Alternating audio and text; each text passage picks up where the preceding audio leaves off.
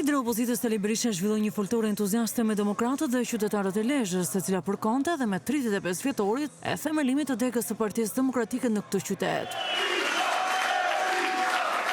Gjatë fjalës së tij, Berisha thënë se pushteti i Edi Ramës nuk ka legjitimitet dhe si i tillë ai duhet të rrëzohet. Ky 35 vjetor është një kushtrim për ne, kushtrim i madh, të përmbushim misionin ton. Miq, kemi dalë në fushë betejë. Kemi qartësuar për çdo shqiptar dhe çdo njeri të lirë në Europën në botë se armiku i vullnetit qytetarëve shqiptar e ka emrin Edi Rama. Se ai nuk ka zero legjitimitet, se ai ka grabit mandate me të gjitha mënyrat, se ai qëndron në pushtet si përfaqësues i karteleve më të rrezikshme të drogës në Shqipëri dhe në Europë.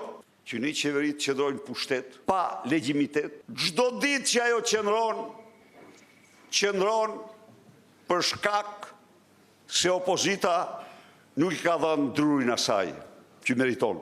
Një pushtet i paligjshëm nuk tolerohet. Pushteti i paligjshëm rrëzohet dhe vetëm rrëzohet. Sot, presidenti Donald Trump u bëri thirrje iranianëve, pushtoni institucionet tuaja, sepse xhelatët e Teheranit vrarë mbi 2000 protestues paqësor në rrugë të qyteteve të tyre. Berisha thënë se Partia Demokratike beson në rrugën paqësore, por kishte edhe një mesazh të fortë për Edi Ramën. Jemi parti, besojmë në votën e lirë dhe në rrugë paqësore. Nuk i drejtohemi dhunës. Dhe u them unë ju këtu, ta keni shumë të qartë, se secili për jush këtu dhe çdo demokrat është i aftë të bëjë zap 100 hajdut të këtij pushteti kudo që janë. Hajduti ka vetëm një ligj, vova ika, u fsheha.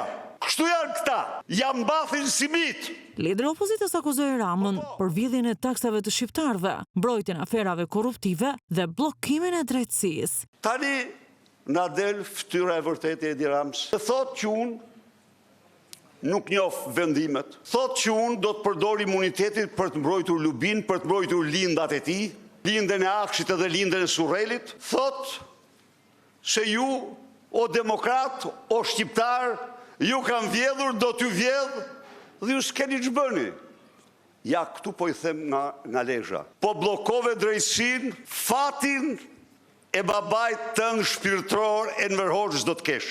Që kur është krijuar shteti 5000 vite përpara, ai pushtet është lënë që të gjykojë këta që qeverisin.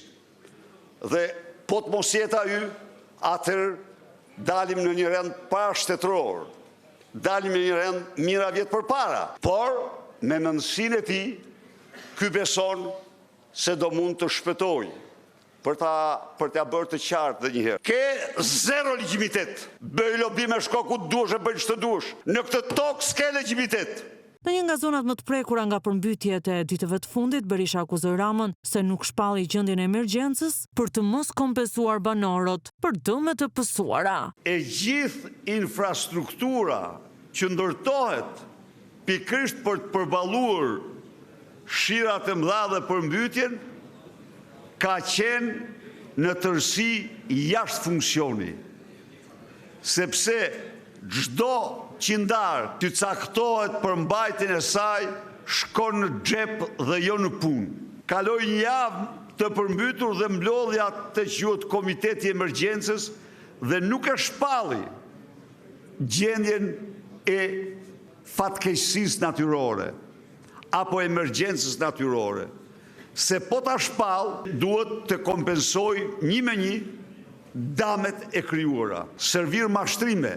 Edhe në këtë fatkeqësi natyrore, do ta kaloj me mashtrime. Berisha ftoi qytetarët e Lezhës dhe gjithë Shqipërisë që të marrin pjesë masivisht në protestën e 24 janarit. Me 24 janar, Tirana, sheshe dhe rrugët janë të opozitës. Ndaj dhe ju ftoj të derdhemi të gjithë në Tiranë për të treguar vendosmërinë tonë për të larguar me vendosmëri këtë qeveri nga pushteti. Rrofshi ju, rroft Lezhë, rroft Shqipëria.